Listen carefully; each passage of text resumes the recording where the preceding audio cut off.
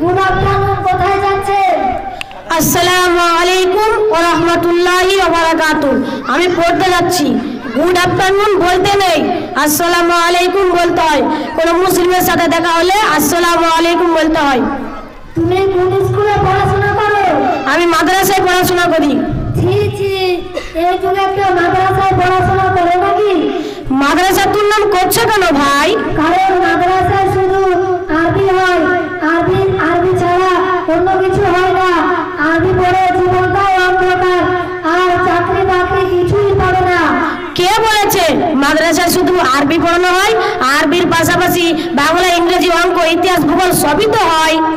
আচ্ছা, আমি তোমাকে কিছু প্রশ্ন করবো, বলো তো দেখি। তাই ইনশাআল্লাহ প্রশ্নের উত্তর দেওয়ার চেষ্টা করব আমি। আমরা কোন গ্রহে বাস করি? মহাকাশের 9টি গ্রহের মধ্যে আমরা পৃথিবীতে বাস করি। আচ্ছা, নিশ্চয় তোমার এই প্রশ্নের উত্তরটা জানা ছিল, তাই বলে পারলে। বলো তো আমাদের বিশ্বকবিকে? আমাদের বিশ্বকবি রবীন্দ্রনাথ ঠাকুর। আচ্ছা, বলো তো আমাদের প্রথম প্রধানমন্ত্রী এবং প্রথম রাষ্ট্রপতি কে ছিলেন? পণ্ডিত জওহরলাল নেহরু এবং রাজেন্দ্র প্রসাদ। এবার বলো তো 13 ঘরের নামটা কি? 13 কে 13, 13 দুগুণে 26, 3 13 39, 4 13 52, 5 13 65, 6 13 78, 7 13 91, 8 13 104, 9 13 117, 10 13 130। এবার বলো তো what is your name? My name is Asik Iqbal Khan. What is your father name? My father name is Anikul Khan. Who is in class? I read in class 6. Where are you live? I live at Begundi. আরে ভাই, তুমি তো সব কিছুই পারছো। এবার তোমাকে কয়টি সহজ দোয়া ধরাচ্ছি, বলো তো দেখি। আচ্ছা বলো তো পিতামাতার দোয়া কি? আমি তো কিছুই জানি না। আমি বলছি শোনো, রব্বিরহামহুমা কামা রাব্বায়ানি সগীরা। হে আল্লাহ, তুমি আমার পিতামাতার উপর রহম করো, যেরকম শিশুকালে আমাদেরকে লালন পালন করেছিল। আচ্ছা বলো তো আল্লাহর কাছে বেশি বেশি জ্ঞান চাওয়ার দোয়া কি? আমি কিছুই জানি না। আমি বলছি শোনো, আল্লাহুম্মা ইন্নী রব্বি জিদনি ইলমা। হে আল্লাহ, তুমি আমাকে বেশি বেশি জ্ঞান দান করো। বাহ, খুব সুন্দর। এবার বলো তো জান্নাত চাওয়ার দোয়া এবং জাহান্নাম থেকে বাঁচার দোয়া কি? আমি জানি না ভাই। আমি বলছি আল্লাহুম্মা ইন্নী আসআলুকাল জান্নাহ ওয়া আউযু বিকা মিনান নার।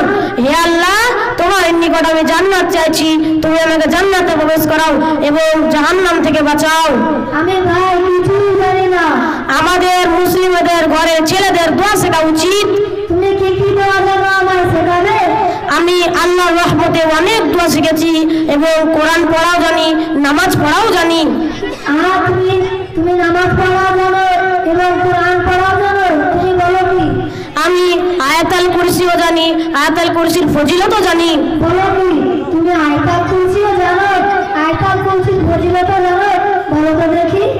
আল্লাহু লা ইলাহা ইল্লা হুয়াল হাইয়ুল কাইয়্যুম লা তাখুযুহু সিনাতুন ওয়া লা নাওম লাহু মা ফিস সামাওয়াতি ওয়া মা ফিল আরদ মান যাল্লাযী ইয়াশফাউ ইনদাহু ইল্লা বিইذনিহি ইয়ালামু মা বাইনা আইদিহিম ওয়া মা খালফাহুম ওয়া লা ইউহিতুনা বিশাইইন মিন ইলমিহি ইল্লা বিমা শাআ ওয়াসি'a কুরসিয়ুহুস সামাওয়াতি ওয়াল আরদ ওয়া লা ইয়াউদুহু হিফযুহুমা ওয়া হুয়াল আলিয়্যুল আযীম।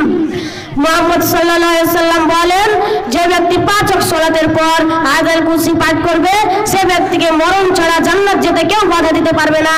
তাই তো ভাই, আমিও যদি তোমার মতো আগে থেকে মাদ্রাসায় ভর্তি হতাম, আমিও তোমার মতো নামাজ পড়তে পারতাম, কোরআন পড়তে পারতাম, সাথে সাথে বাংলা, ইংরেজি, ইতিহাস, ভূগোল সবকিছুই পারতাম।